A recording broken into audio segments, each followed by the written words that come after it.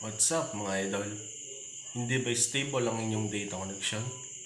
May solusyon tayo dyan. So, bago nyo panoorin ang video na ito, don't forget to subscribe my YouTube channel and click the bell button. Let's go!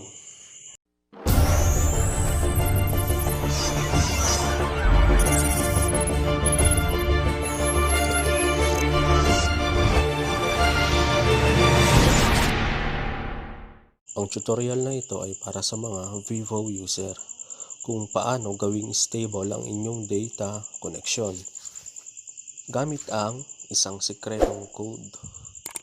So, ang dapat nyo lang gawin mga idol is i-dial ang asterisk number sign 4838 number sign asterisk. Then, i-click ang phone information.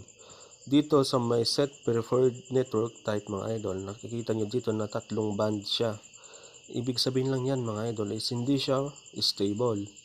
Pwede siyang mag 4G, H+, ganon. So, para maging stable siya, i-click lang natin mga idol itong network type at hanapin yung LTE only. Ayan, click natin mga idol. Ngayon mga idol, makikita natin dito sa may set preferred network type na naka LTE only lang siya. Ibig sabihin niyan mga idol, stable na yung ating network. Hindi na siya mag H+, 4G na lang siya. Kahit pa pumunta kayo mga idol sa lugar na medyo mahina yung signal, stable lang siya sa 4G.